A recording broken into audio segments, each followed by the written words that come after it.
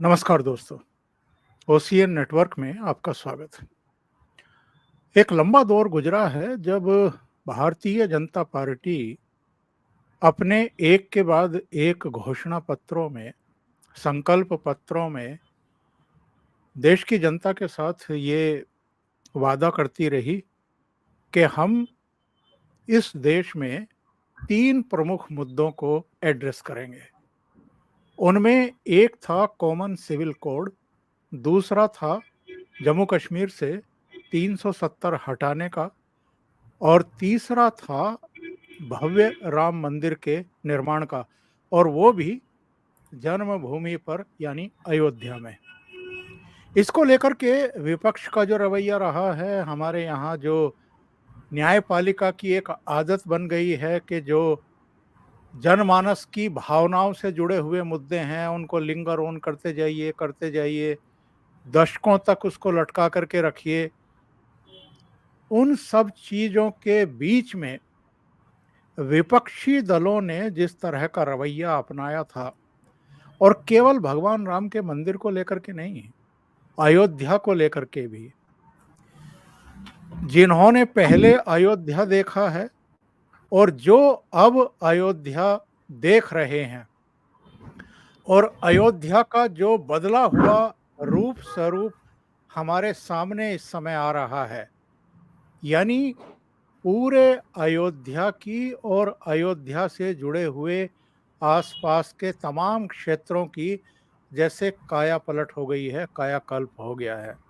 और लोगों का तो यहाँ तक कहना है कि अयोध्या जो है वो न केवल भारत की बल्कि पूरी दुनिया की ऐसी एक धार्मिक जगह बनने जा रही है जहाँ अंतर्राष्ट्रीय एयरपोर्ट भी होगा और जहाँ तमाम तरह के कारोबारी जो कामकाज हैं वो भी होंगे, यानी रोजगार की भी असीम संभावनाएं वहां पर होंगी।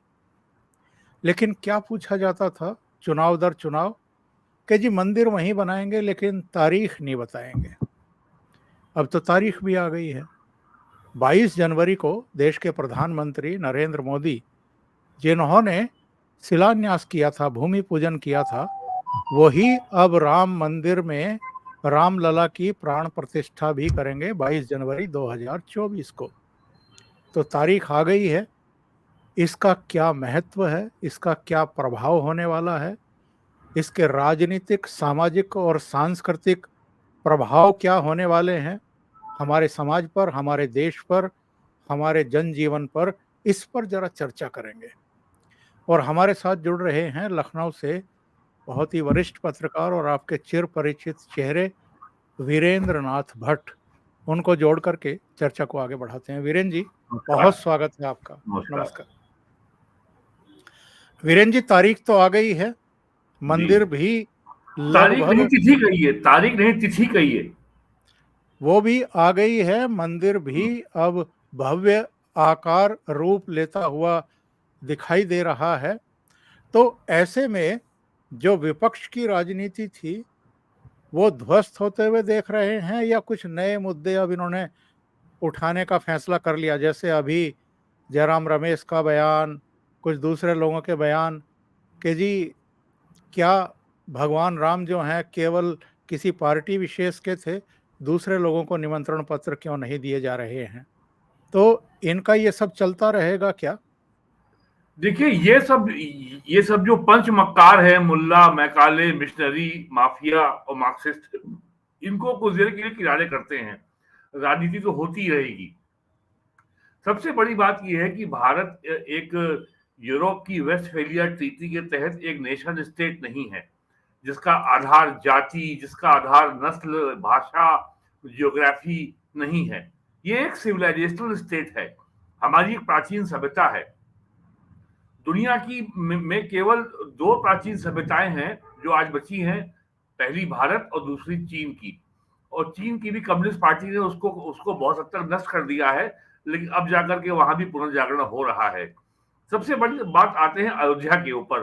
अयोध्या 22 जनवरी 2024 को अपने नाम को सार्थक करेगा।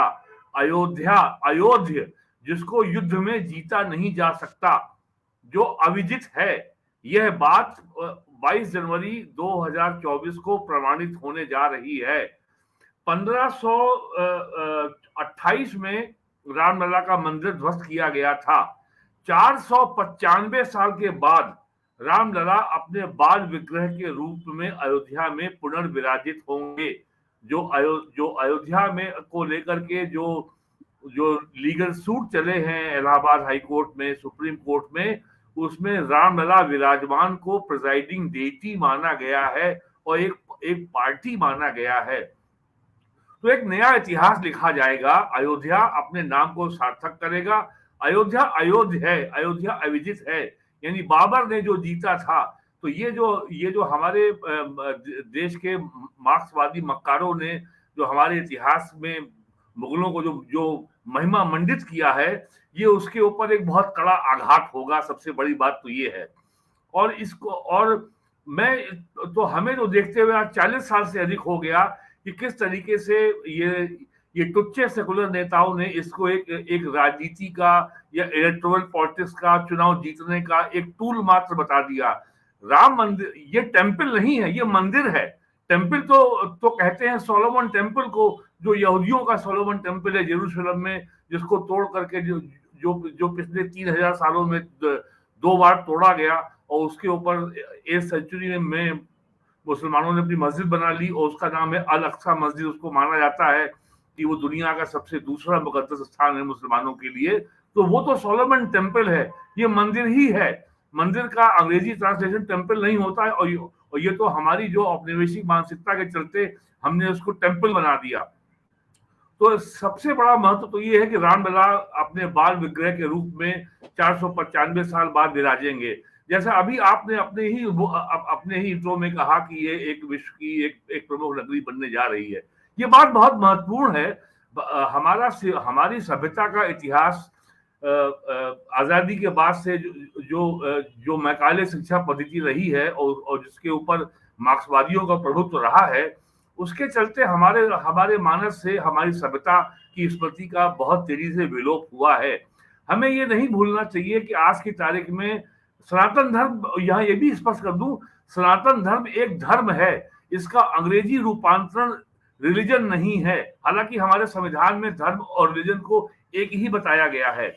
ये मजहब नहीं है। मजहब या रिलीजन केवल 3 है, यहूदी, ईसाई और इस्लाम, जो तीनों के जनक एक है, प्रोफेट अब्राहम, जिसको मुसलमान इब्राहिम कहते हैं, यानी जेरूशलम।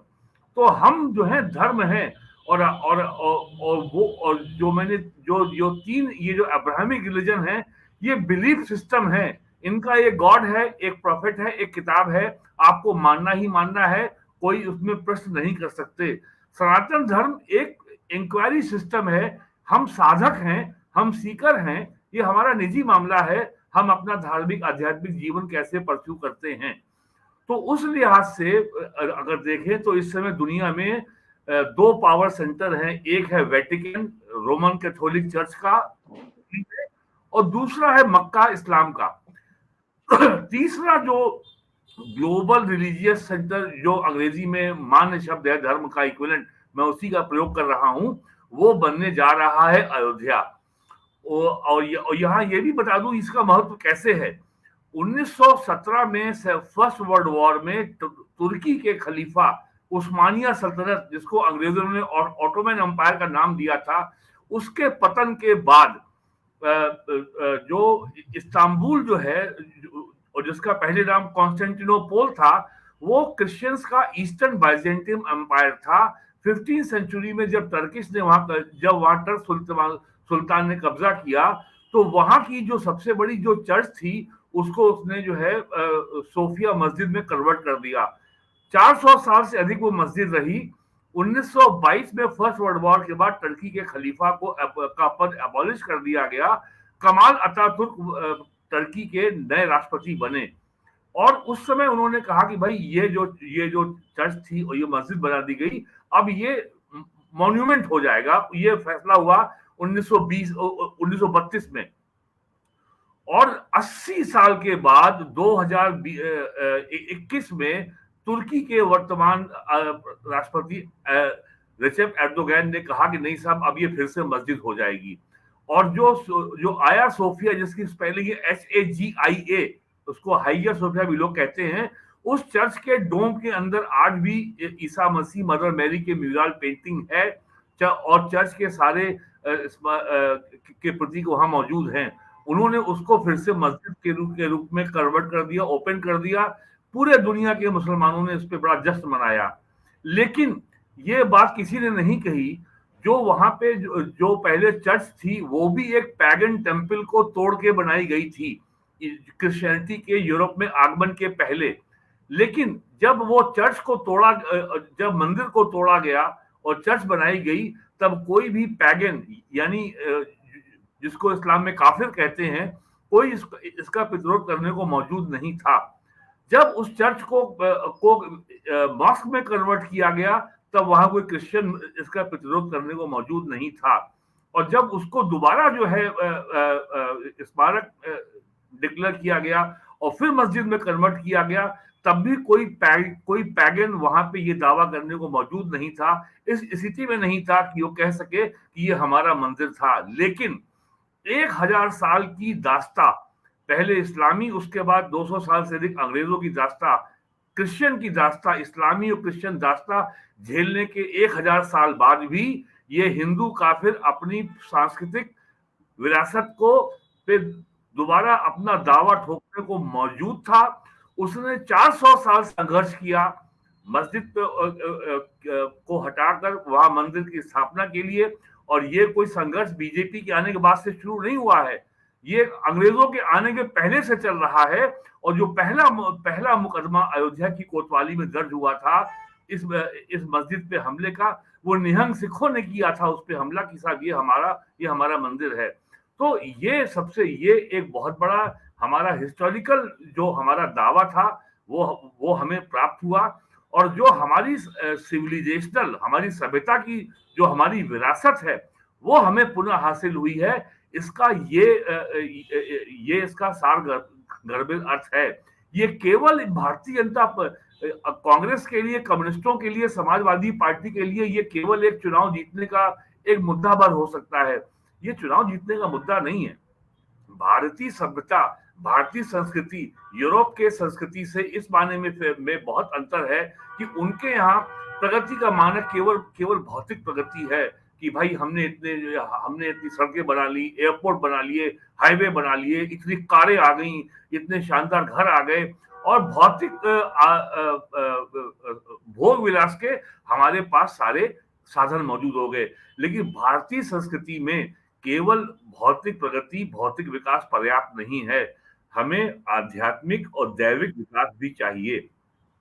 बिना आध्यात्मिक दैविक विकास के भौतिक प्रगति भारतीय संस्कृति में, भारतीय दर्शन में अपूर्ण है, इनकम्प्लीट है। इस संदर्भ में अगर हम देखें तो हमें इसका व्यापक संदर्भ समझ में आएगा।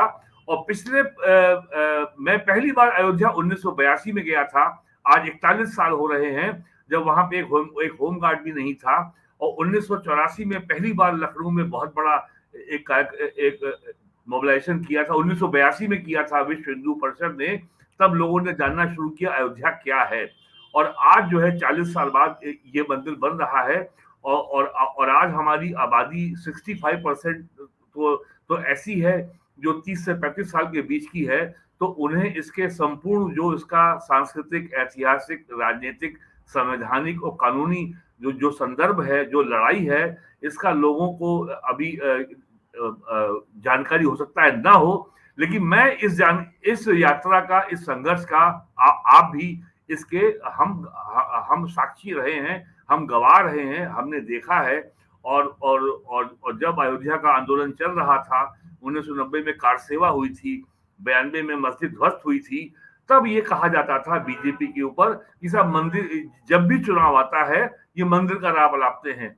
और ये भी मजाक होता था कि जब बीजेपी का या विश्व हिंदू परिषद का नारा होता था रामलला हम आएंगे, मंदिर वही बनाएंगे, तब कम्युनिस्ट ये मजाक करते थे कि रामलला हम आएंगे, मंदिर वही बनाएंगे, लेकिन तारीख नहीं बताएंगे।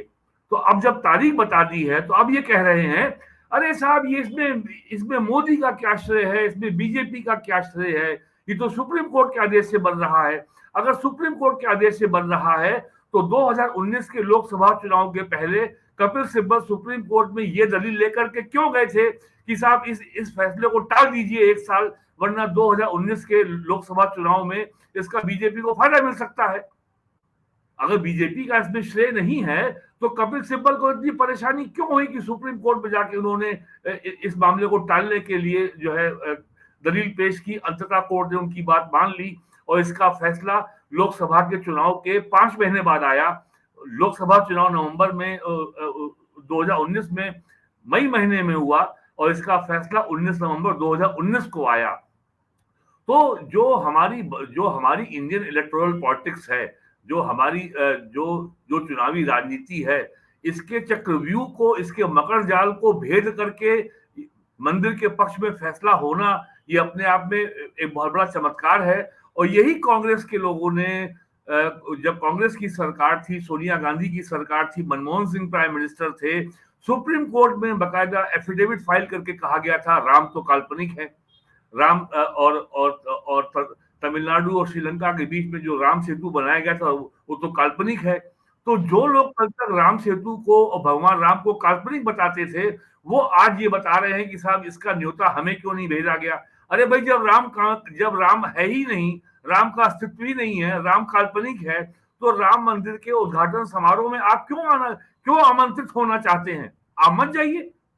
और वैसे भी जो पार्टी हमास का समर्थन करती है, जो पार्टी हमास जैसे बर्बर आतंकवादियों का समर्थन करती है, जो एक महिला को जो भोजन देती है और फिर बाद में उसको बताती है कि ये चावल के साथ जो आपने सब्जी खाई है, इसमें आपके बच्चे के बदन का मांस भी पड़ा हुआ है, जो इतने बर्बर हो सकते हैं, जो पार्टी हमास का समर्थन कर रही है, जिसके पास हमास के बर्बरता की निंदा करने का एक शब्द बोलने का साहस नहीं कर पा रही है, वो पार्टी किस मुंह से राम मंदिर के उद्घाटन समारोह में आना चाहती है भाई? और हमास के समर्थकों को याद रखना चाहिए, हमास, आईएसआईएस और अल कायदा और लश्कर ए तोयबा, जैश ए मोहम्मद, हिजबुल मुजाहिदीन और पाकिस्तान की इंटेलिजेंस एजेंसी आईएसआई, ये सब एक परिवार है, ये अलग नहीं है। तो ये लोगों को जान लेना चाहिए कि जो लोग हमास का समर्थन कर रहे हैं वो आग से खेल रहे हैं। कल उनको इसका जवाब देना बहुत मुश्किल होगा। तो कांग्रेस को और जयराम रमेश को राम मंदिर के टिप्पणी के ऊपर टिप्पणी करने के पहले ये बताना चाहिए कि वो राम के साथ है कि हमास के साथ हैं, वो किसके साथ हैं। 3 बयान मेरे सामने हैं। संजय राउत का सबसे पहले, प्रधानमंत्री को न्योता देने की जरूरत नहीं थी, वे खुद जाते, इतने बड़े आयोजन को कोई क्यों छोड़ेगा? राम मंदिर तो बनता ही था, बनना ही था। इसके लिए हजारों कार सेवकों ने अपनी जान दे दी। इसमें तमाम हिंदुत्ववादी संगठन और पार्टियां शामिल थी। शिवसेना, बजरंग दल, विश्व हिंदू परिषद वहां थे, लाल कृष्ण आडवाणी ने रथ यात्रा निकाली थी। इन सब का नतीजा है कि राम मंदिर बन रहा है। इसी वजह से पीएम मोदी वहां जाकर पूजा अर्चना करेंगे। लेकिन मुझे लगता है कि ये चुनाव की तैयारी है।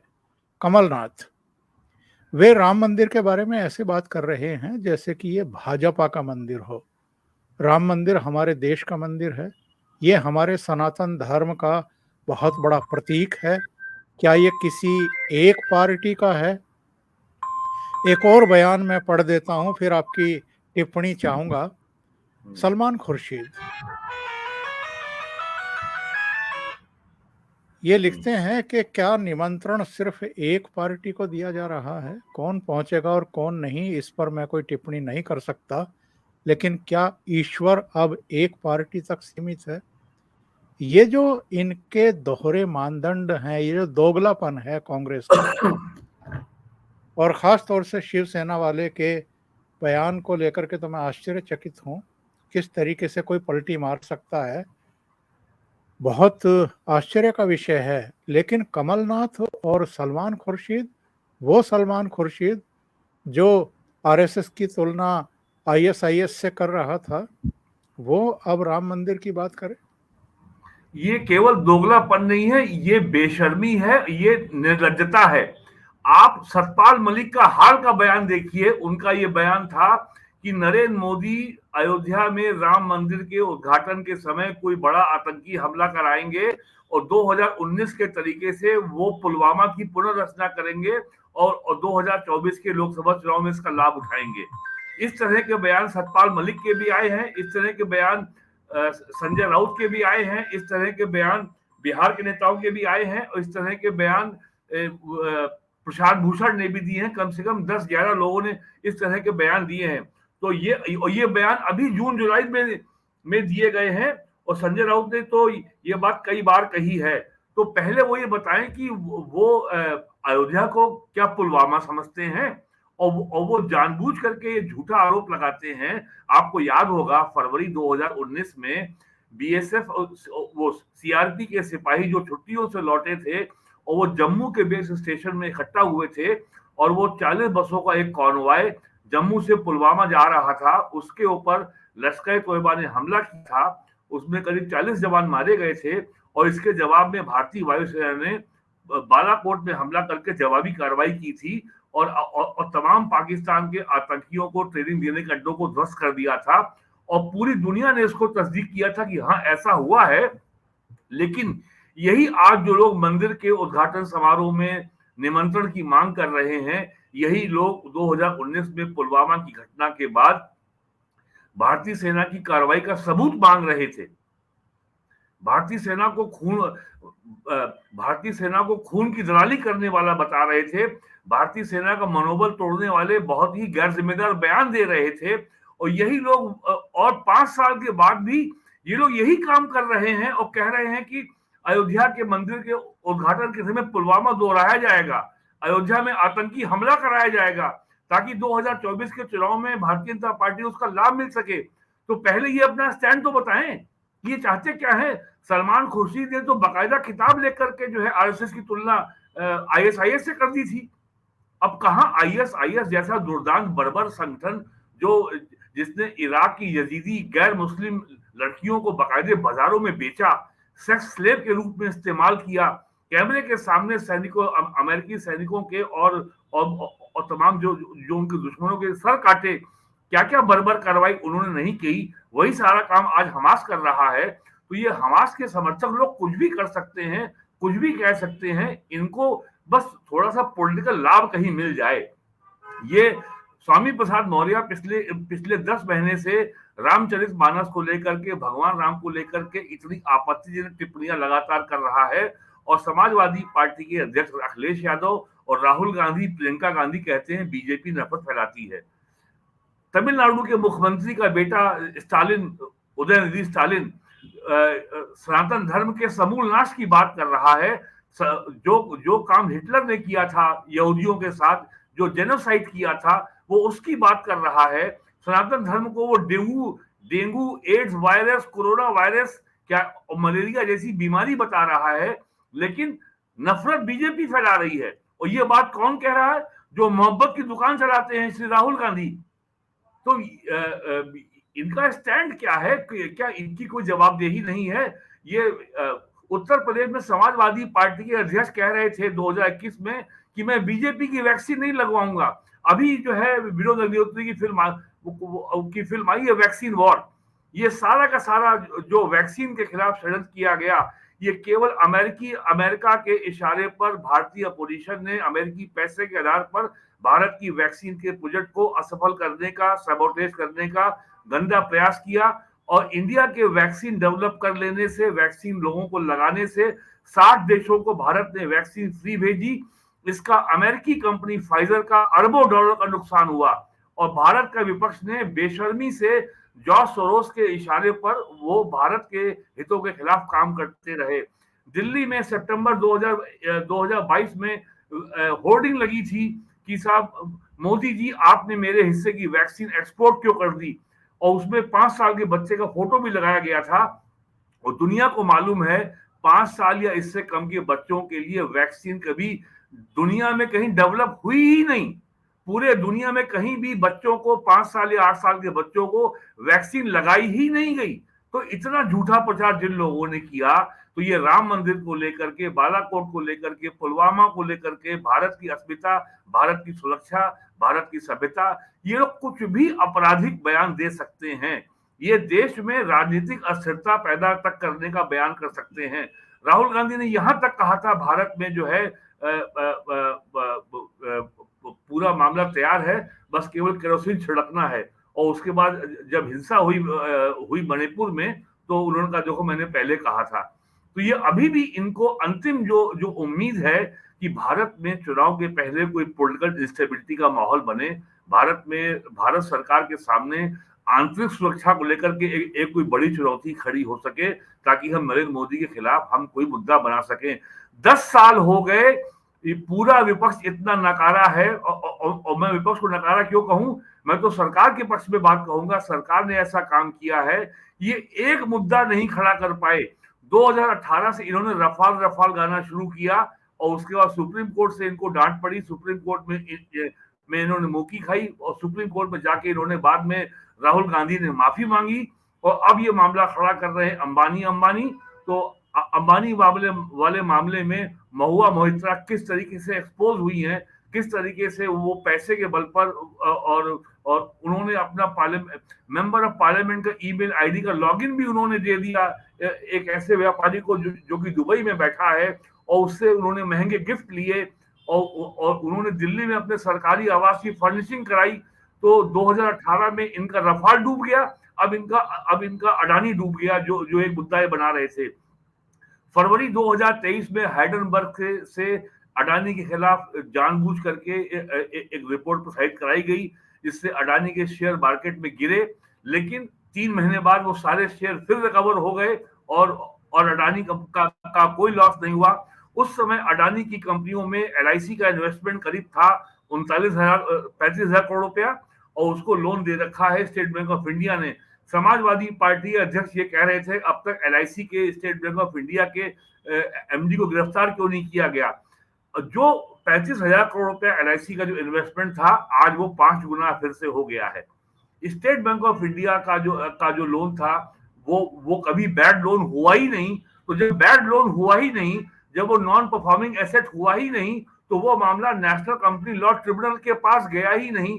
तो जब मामला वो NCLT में नहीं गया, और जब इंसॉल्वेंसी बैंक्रप्सी बोर्ड में नहीं गया, तो किस बात की कार्रवाई की जाए स्टेट बैंक ऑफ इंडिया के MD के खिलाफ। तो जिस तरीके से विदेशी ताकतों के इशारे पर, और मैं साफ कहता हूं, ये जो अमेरिकन जो ग्लोबल डीप स्टेट है वो चाहता है कि भारत में कभी मजबूत सरकार ना बने। नरेंद्र मोदी का लगातार इमर्ज करना, 2 बार स्पष्ट बहुमत के साथ सरकार बनना, वो चाहते, बस सरकार थोड़ी जो है बैसाखी पे चले, 230-235 सीटें ही आए।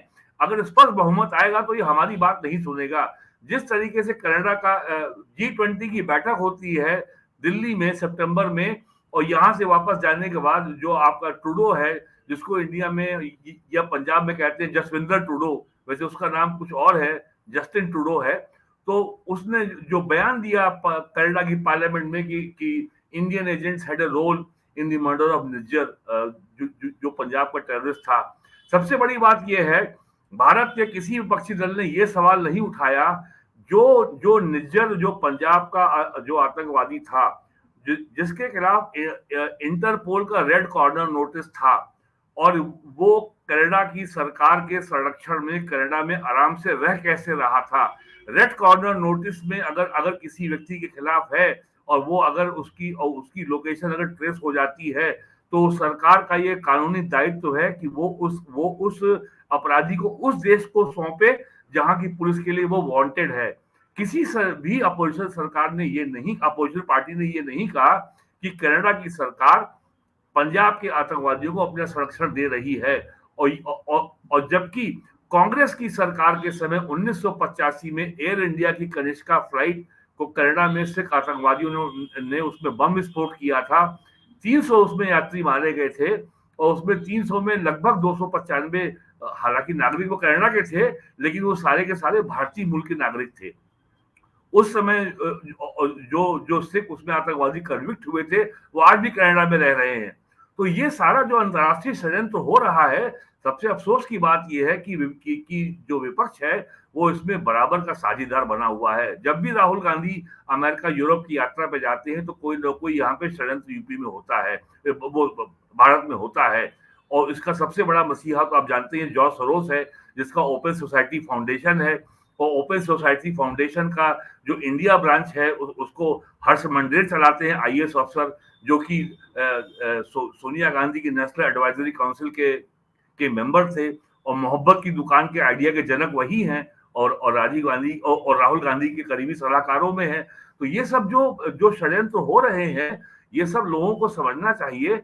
और ये लोग उसमें अयोध्या के मंदिर के उद्घाटन समारोह में ये कुछ भी खुराफात कर सकते हैं, कुछ भी साजिश कर सकते हैं, कुछ ये कल कल भी नहीं शाम उन्होंने।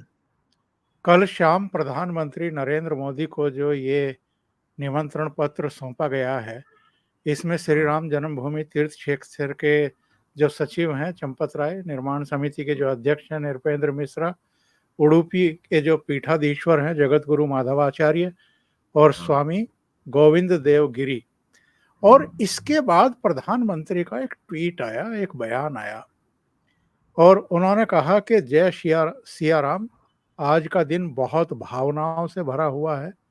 अभी श्री राम जन्मभूमि तीर्थ क्षेत्र ट्रस्ट के पदाधिकारी मुझसे मेरे निवास स्थान पर मिलने आए थे।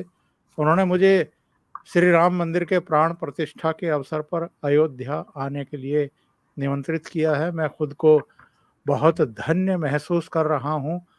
ये मेरा सौभाग्य है कि अपने जीवन काल में मैं इस ऐतिहासिक अवसर का साक्षी बनूंगा। ये तो प्रधानमंत्री के विचार उस निमंत्रण पत्र पाने के बाद। अब आप ये बताइए, ये जो कांग्रेस के लोग कह रहे हैं कि क्या एक पार्टी को ही निमंत्रण दिया जाएगा? प्रधानमंत्री किसी भी देश का, क्या वो एक पार्टी होता है या देश का प्रधानमंत्री होता है? और देश का प्रधानमंत्री अगर पार्लियामेंट का उद्घाटन नहीं करेंगे, शिलान्यास नहीं करेंगे, इस तरह के जो गौरवशाली हमारे आस्था के केंद्र हैं उनका भूमि पूजन नहीं करेंगे, उनका उद्घाटन नहीं करेंगे, तो क्या करेंगे? कौन करेगा? विपक्ष के नेता करेंगे। कांग्रेस को पहले ये बताना चाहिए कि क्या क्या यदि कांग्रेस की सरकार होती तो क्या मंदिर बनता?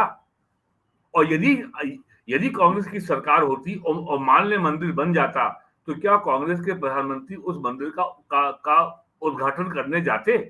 जो आपका इतिहास है, 1920 में भारत में जो खिलाफत मूवमेंट शुरू हुआ था महात्मा गांधी की सरपरस्ती में, आशीर्वाद से, तुर्की के खलीफा को बहाल करने के लिए, तब से आज तक का जो कांग्रेस का पिछले 103 सालों का जो मुस्लिम परस्ती का जो जो उनका चरित्र है, जिस तरीके से नेहरू ने केवल प्रधानमंत्री बनने के लिए भारत का बंटवारा करा दिया, जो महात्मा गांधी कहते थे कि पाकिस्तान मेरी लाश पे बनेगा, लेकिन पाकिस्तान बन गया।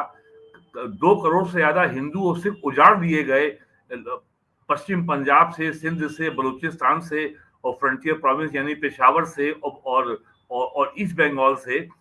तो जिस कांग्रेस का ये इतिहास है, क्या उसके राज में ये मंदिर बनना संभव था?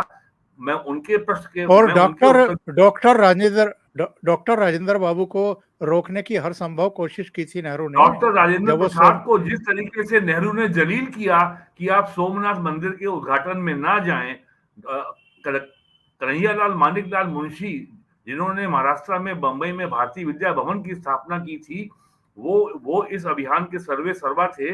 के.एम. मुंशी उत्तर प्रदेश गवर्नर भी रहे हैं। और जिस तरीके से नेहरू ने कितने पत्र लिखे थे 1949 में गोविंद बल्लभ पंत को कि आप अयोध्या में जो मस्जिद में मूर्तियां रख दी गई, इनको तुरंत बाहर निकलवाइए, और उनको सबको, ये हिंदू जो उग्रवादी है, इनको दूर रखिए। तो कांग्रेस का जो इतिहास रहा है, क्या कांग्रेस का वास्तव में कांग्रेस का मंदिर से कांटेक्ट तो है, कनेक्ट नहीं है। तो जिसका कोई कनेक्ट ही नहीं है मंदिर से, वो राम जन्मभूमि के मंदिर के उद्घाटन समारोह में आने के लिए इतनी व्याकुल क्यों है?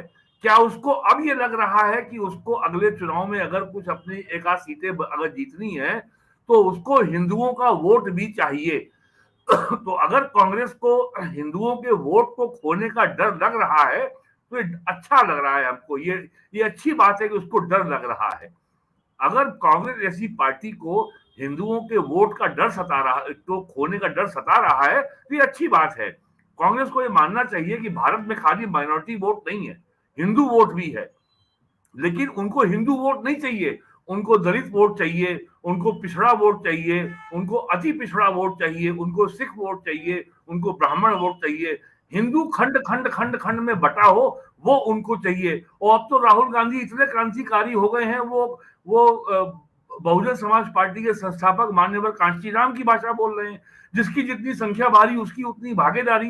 अरे राहुल गांधी को मालूम ना कि कांशीराम कौन थे, उन्होंने क्या संघर्ष किया था और कितने संघर्ष करके कितने पापड़ बेल के उन्होंने ये पार्टी खड़ी की, और जो पार्टी अपने बल पर सत्ता में आई। तो राहुल गांधी भूल जाते हैं सितंबर 1990 में राजीव गांधी लोकसभा में लीडर अपोजिशन थे। राजीव गांधी ने सितंबर 1990 में मंडल आयोग की रिपोर्ट को लागू करने की घोषणा के खिलाफ लोकसभा में 2.5 घंटे का भाषण दिया था और ये कहा था कि वीपी, उस समय प्राइम मिनिस्टर विश्वनाथ प्रताप सिंह थे, कहा था राजा साहब आप देश में आग लगा रहे हैं, आप देश को बर्बाद कर रहे हैं।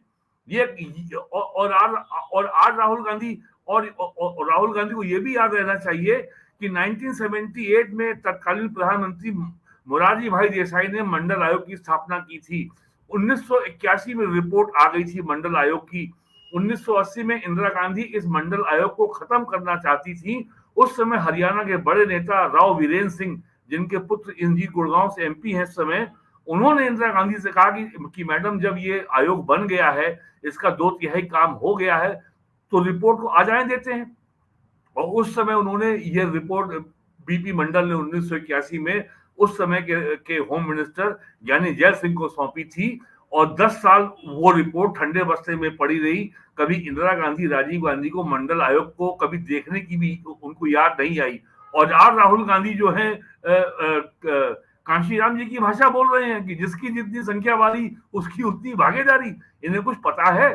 तो कांग्रेस का तो कोई नैतिक, कोई मॉरल, कोई पॉलिटिकल जस्टिस आधार बनता ही नहीं है कि उसको अयोध्या में राम मंदिर के शिलान्यास समारोह के उद्घाटन समारोह में आमंत्रित किया जाए। कांग्रेस को पहले अपने पिछले 50 साल के पापों की सार्वजनिक क्षमा याचना की जानी चाहिए कि उसने नेहरू के समय से लेकर के और मनमोहन सिंह के समय तक भारत के मंदिरों के पुनरुत्थान और विशेष करके सोमनाथ और अयोध्या के खिलाफ क्या क्या षड्यंत्र किए, पहले उसके लिए उनको पब्लिक अपॉलजी टेंडर करनी चाहिए, सार्वजनिक क्षमा याचना करनी चाहिए। उसके बाद उनका कोई नैतिक अधिकार बनता है कि वो 22 जनवरी 2024 में होने वाले समारोह के बारे में कोई टीका टिप्पणी कर सके। बहुत बहुत धन्यवाद वीरेंद्र नाथ भट्ट जी, आपने ओशियन नेटवर्क के लिए इतना समय निकाला और एक बहुत ही महत्वपूर्ण मुद्दे पर चर्चा की। Thank you so much. नमस्कार सर, थैंक यू।